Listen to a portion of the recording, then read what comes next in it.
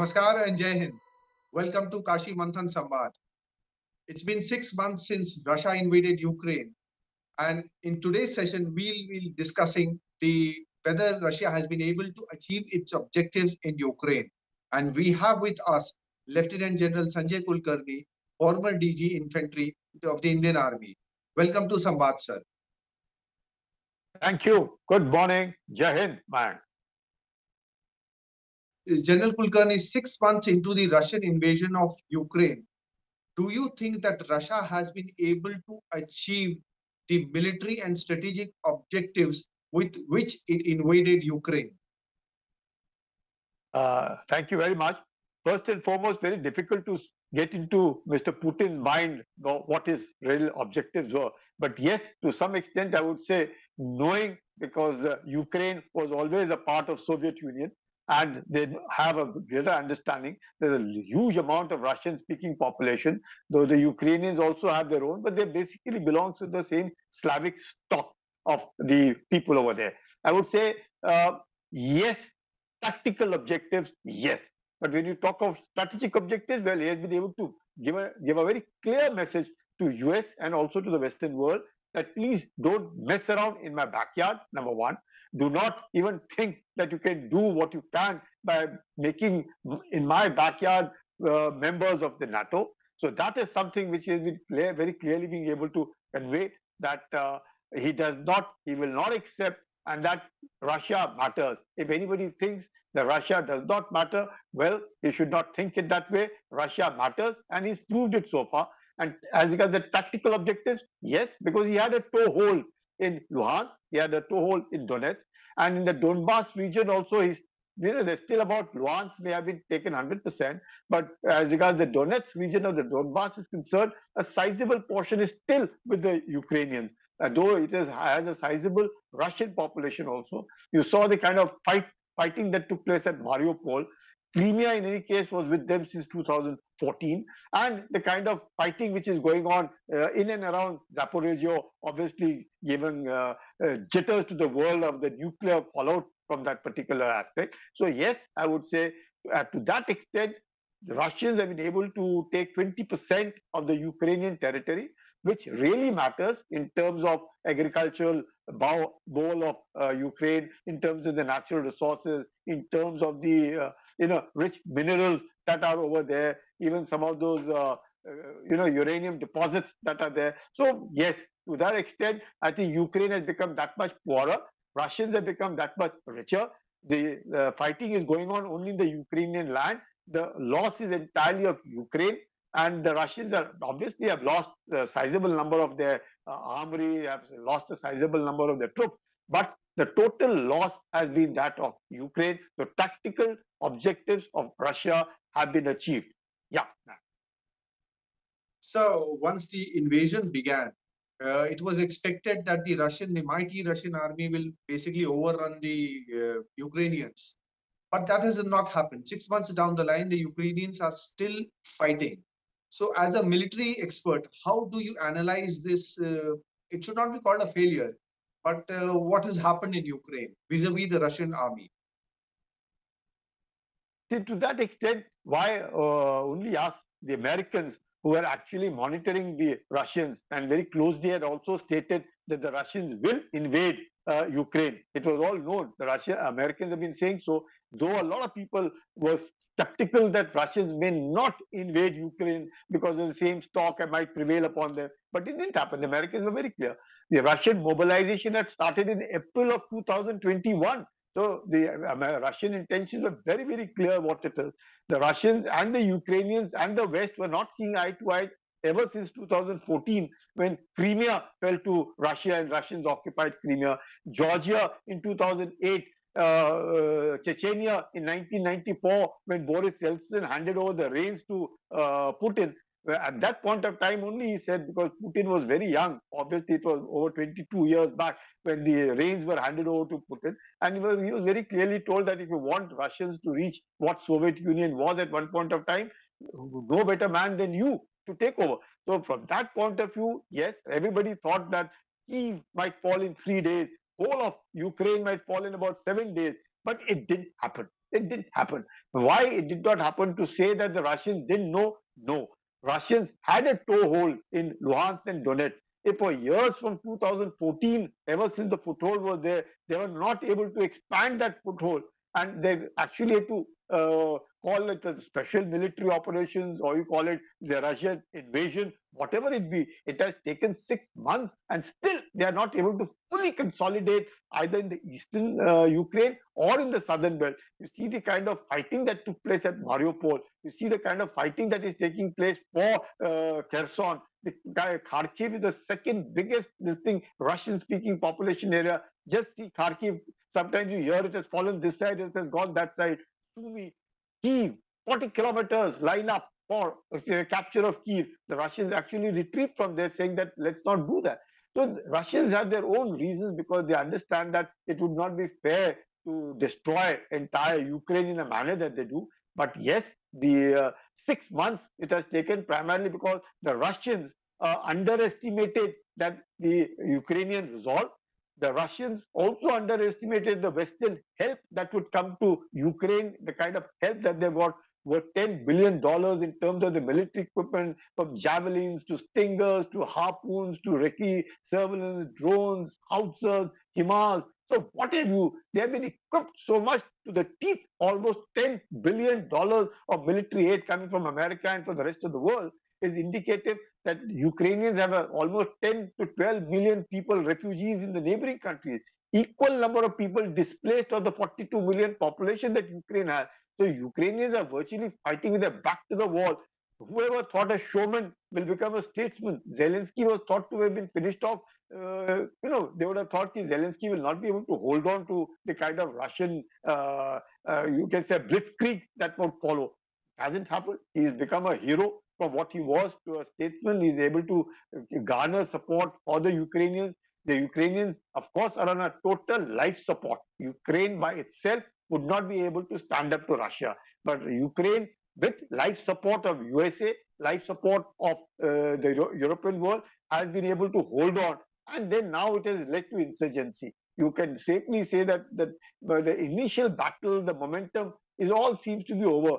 Now, that is why Zaporozhye, you find that the nuclear this thing, that the Russians are blaming the Ukrainians, that they are the ones who are bombarding Russia. The Ukrainians are blaming the Russians for a possible nuclear disaster after Chernobyl that might take place over there. So there's a lot that is happening at this point of time. Everybody thought, the Americans thought that the sanctions on Russia, the Russia will crumble. Russia didn't crumble. Everybody thought Russia will collapse, the ruble will go.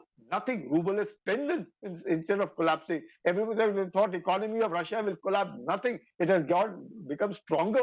It is in fact the European Union which is suffering. You find there is no unemployment in Russia. The support to Putin is almost as it was before the start of the campaign to till now. So Russians haven't actually lost. Russians, if you see from Putin's point of view, he has been able to tell his constituency, the Russians, that look, Russia matters. Russia cannot be ignored, whether we are in Asia or in Europe. Europe cannot ignore. And so that way, the Russians have conveyed it in no uncertain terms to the Western world that we matter. And you find Russia, the Germans, the French, the Italians, everybody looking for gas. See the kind of inflation over there. COVID has affected the entire Western world, plus energy crisis, plus food crisis. You see how Turk and the Russians have got together to ensure at least the Black Sea fleet allows the export of the grain, which is lying there. Over 25,000 metric tons have already moved out from there. So there's a food crisis, energy crisis. Everybody thought Russia will collapse. Nothing of that kind has happened. Everybody thought Ukraine will collapse in 10 days. That also did not happen. So it has now gone to 6 months. Whether the Americans, now it is not Ukraine versus Russia, it is America and the European world versus Russia. So everybody thinks now this is the time to bleed Russia. The war on attrition can carry on as long as they desire to. And well, at that point of time, even if you look back, in 1980, when the Americans wanted to engage with China, it was with a view to balance Soviet Union, because it was a world where the Soviets on one side, the Warsaw Pact and the NATO Pact. But it didn't so happen. The engagement with China in 1980s has led to a real problem for the Americans today, or rather for the whole world today, the way China has grown. Now, China's never saw eye to eye with Soviet Union, but China and Russia now seem to be getting closer because of a common enemy, what they see in the United States of America. So it's a very, very complex world, a new world order in which you find that the Russians have been able to hold on to itself. The Americans definitely may not have been at the peak, but yes, you cannot ignore America. America has proved itself that it matters, and Americans can ensure that the Russians are also bleeded and the Chinese also are kept at bay. The Chinese trade sanctions will make China kneel down, if not today, maybe after a year or so. China could not do what it could do in what it wanted to do in Taiwan is indicative that America counts. The European world counts. Much that Zelensky wanted to look at Europe and was attempting to get into Europe from 2008, it didn't really work out. So his election also 2019 as president, everybody thought Ukraine would, just be looking towards the European Union and become a member of NATO. That hasn't happened. So it's a very difficult thing. I said, as you say, that 6 days of war has turned to 6 months. It could even go to 6 years. It can be endless till somebody realizes it that Ukraine is the backyard of Russia. It should be allowed to be what it is, and the Ukrainians be allowed to think rather than being supported in a manner of a life support in which nobody else is losing. Only the Ukrainians are losing. They're losing their lives, they're losing their livelihood, they're losing their reputation, they're losing everything, much that people might say. But Ukraine by itself is not able to stand on its feet without the support that it is getting from America, or it is getting the support from the European world. And who's suffering? The energy crisis sufferers are French, Germans, Italians, everybody, Spanish, and the world over because of energy, food. Africa is suffering because of the food crisis. Everybody is suffering. So I think we've now led to a war of attrition.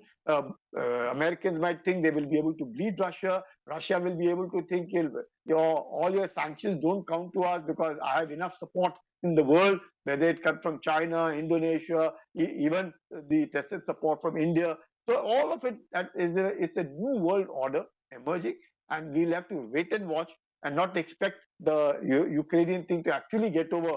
But of course, it has given very clear signals to China that it cannot afford to do what it wants to do in Taiwan, or even for that matter on with India, because the world now looks at China differently, the world looks at Russia differently, and that the Chinese cannot think of expansionism the way they would want to, and the Russians will also be, over a period of time would have realized that after all, I'm sure the Russians also didn't want the whole of Ukraine. Russia only wanted to tell the world that keep the NATO out of my backyard. That is why the Russians are now closing onto Venezuela. You find the Russians are over there in Venezuela. Now, if the Russians step into the backyards of America, Americans will also start feeling insecure, as much as the Russians are feeling insecure by the American intervention, or they're wanting Ukraine to be a part of NATO, and then they could have their own weapons and everybody almost. So it's all, nobody wants their strategic space to be intruded.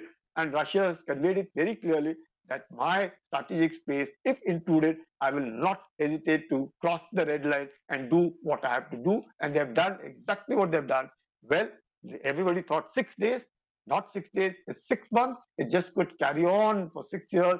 It might be now a war of attrition. Russia will be bleeded. The Americans are given $10 billion. I'm sure the Ukrainians will require $700 billion to come back to what it was. So Ukraine is destroyed. The world economy is in bad shape. Energy crisis, food crisis, COVID pandemic problem. The world is really passing through a difficult time, and I'm grateful that at least our country is able to hold on to it. Our country is the one which is hopefully should be able to give some sane, good messages to the world that is so much better to be staying away from all this, and something more peaceful would be much better in the world rather than having this kind of a tension which is prevailing the world over.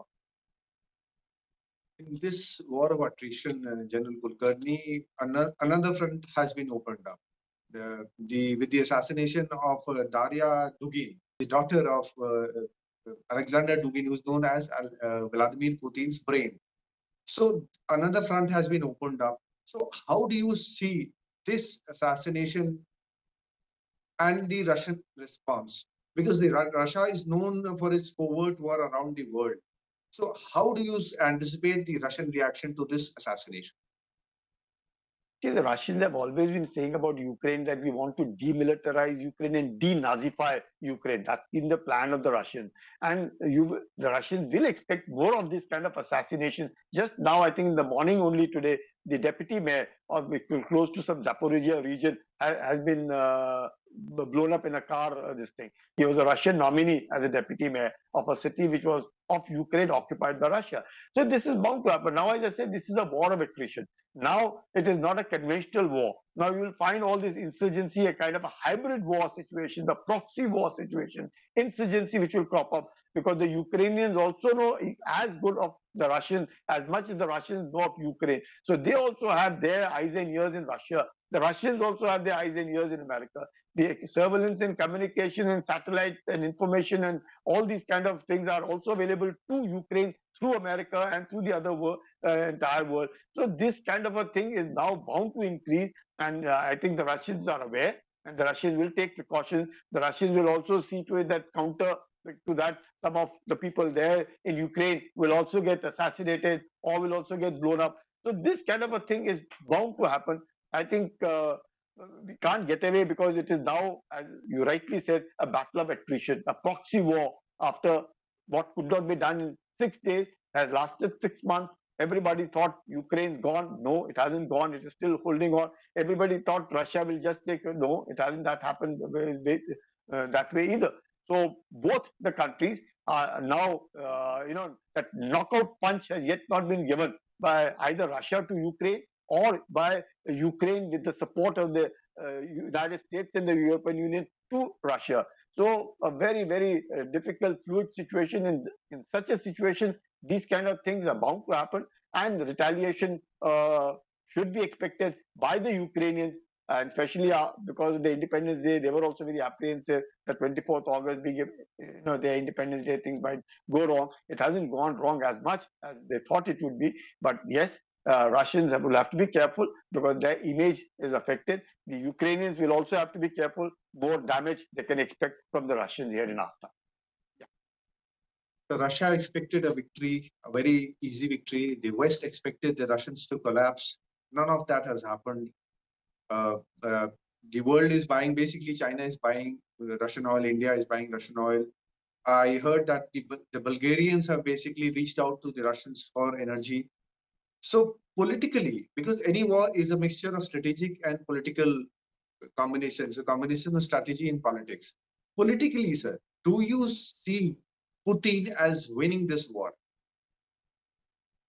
See, if you look at it, Putin has conveyed the message very loud and clear to the Western world that do not ignore Russia as a European part of it, because Russia is Europe also and Russia is Asia also. So having a European Union is primarily when the Warsaw Pact was dissolved and the NATO existed. Well, the Russians had a tacit understanding. I don't see it in writing anywhere, but there was a tacit understanding between Mikhail Gorbachev and this thing that after the dissolution of the Warsaw Pact, the NATO countries will not expand towards the eastern frontiers and come so close to Russia that Russia would be threatened.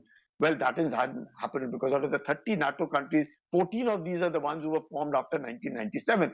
Russians have been saying and again that all these status quo ante as at 1997 May is what the Russians have been wanting it.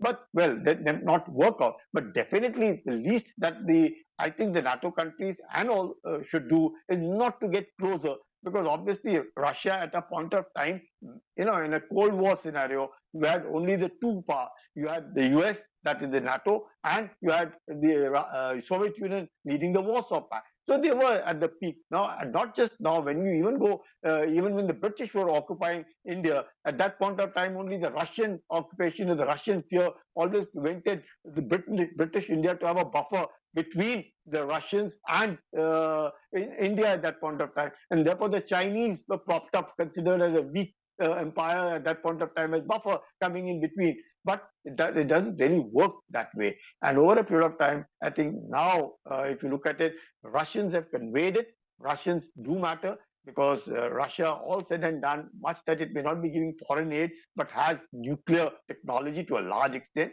It is a huge nuclear warhorse of the entire world. Over more than 6,000 strategic weapons that the Russians have with them. They have oil with them. They have gas with them. A lot of people, a lot of countries around Russia are dependent on this thing.